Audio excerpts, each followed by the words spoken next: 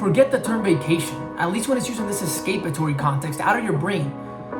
Because you're always doing what you want to do. No one's forcing you to work or exercise. You're doing this because it makes you feel good. So why the hell would you escape it? When you understand that it really doesn't make any sense to escape these activities because they are making you feel well, then you'll continue to do them regardless of whether it's Martin Luther King Day or you're in Bali or it's your fucking birthday.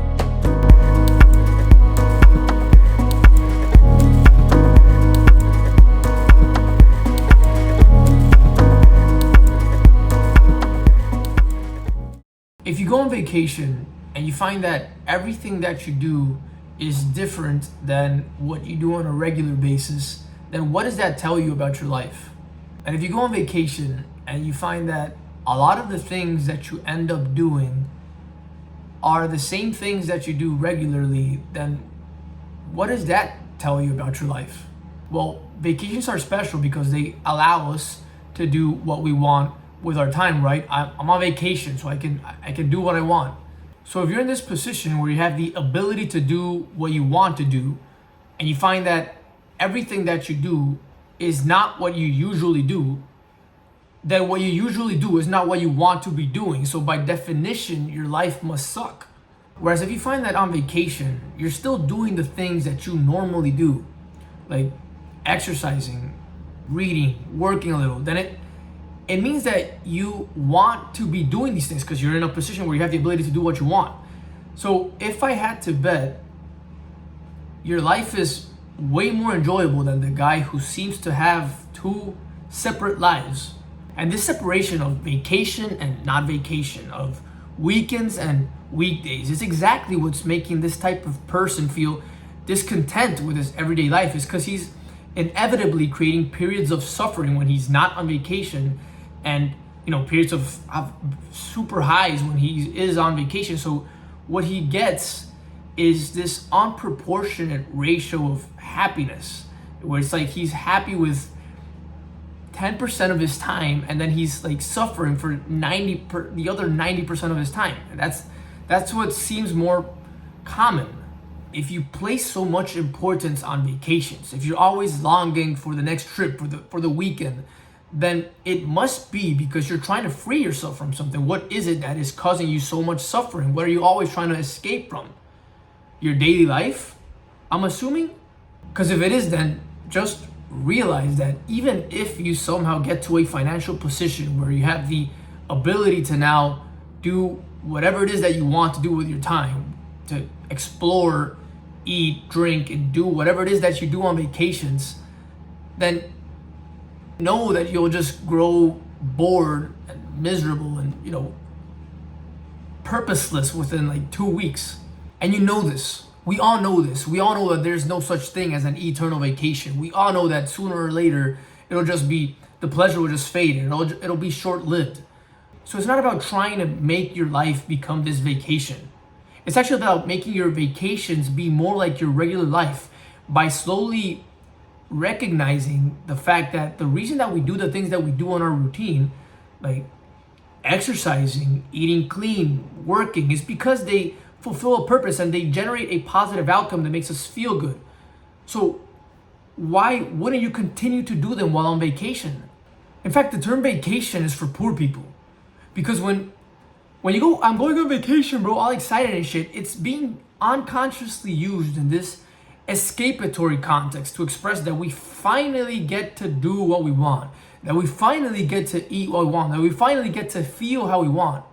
So you're implying that the rest of the time you weren't able to do, eat, and feel how you wanted. Therefore, you must be suffering all the time. When the truth is that you always have the ability to do what you want. And the reason that you do these difficult things is not because you have to, it's because you want to. It's because you want to feel good. It's because you want those positive long-term benefits that they create in you. And there's a lot of power in realizing that your daily habits are not being forced upon you. Because when you understand that it is you who is deliberately selecting to do this, then you lose the illusion that you are not free. And that is what causes most of the suffering, the idea that you're being held against your will. And wealthy people know this.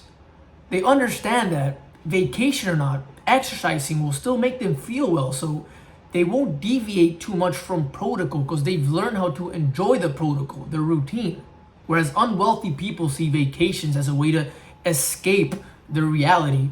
Wealthy people understand that there is no escape from reality. The same life rules apply regardless of where you find yourself in. Don't you get it? There's a reason why you tend to start your days with prayers, because you like the state of gratitude and acceptance and cheerfulness that it puts you in. That won't change because of where you're in. And an intentional, non-half-assed workout will make you feel accomplished and great regardless of whether you're in Paris or you're in your hometown. So why won't you do it in Paris? Because you're on vacation and you can do what you want? Well, don't you want to feel good? Now I get it, when you're in a new country and you're in a different reality, it's logical for you to behave differently. It's logical for you to take advantage of the things that you would normally not be able to do.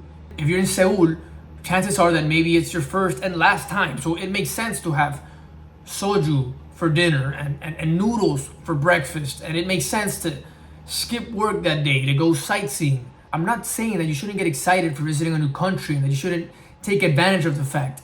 For sure, explore, deviate a little. But what I am saying is to get excited because the fact that you're in a new place physically that has new things to try and see. Not because you finally have the ability to do what you want, like you're in a new place mentally. That's the problem. Because in that place, you can always be. Also, you're on vacation? I don't know, I'm in Spain. And I'm excited because I'm in Spain, not because I'm on vacation. Vacation in this I'm finally free context that we unconsciously use it in is what creates that separation that I was talking about earlier. Like I'm suddenly now supposed to be this completely different person because I finally get to be able to do what I want. Vacation is it's just a state of mind that implies that you are free. And the fact is that I am always free. So either I'm always on vacation or I'm never on it. Forget the term vacation, at least when it's used in this escapatory context, out of your brain. Because you're always doing what you want to do. No one's forcing you to work or exercise. So you're doing this because it makes you feel good. So why the hell would you escape it? And when you understand that it really doesn't make any sense to escape these activities because they are making you feel well, then you'll continue to do them regardless of whether it's Martin Luther King Day or you're in Bali or it's your fucking birthday. You start to see these are just human constructs. You start to view vacations as not too separate from your regular life. You start to view weekends as not too separate from your weekdays because you'll still be doing more or less the same things. And so when what you do regularly becomes what you do on vacations, and what you do on vacations is what you do regularly, when they become one, then it doesn't make sense to long for anything anymore, for vacations, because you're already doing the things that you're looking forward to one day be able to do. So what else remains? Then now, your daily life. It's been hidden all along, but it's really the only thing that you need to be concentrated on learning how to enjoy. And I'm not saying that there's no time for pleasure, because there is. There are moments for relaxation and for recreation. But I am saying that these moments, this room for pleasure is limited.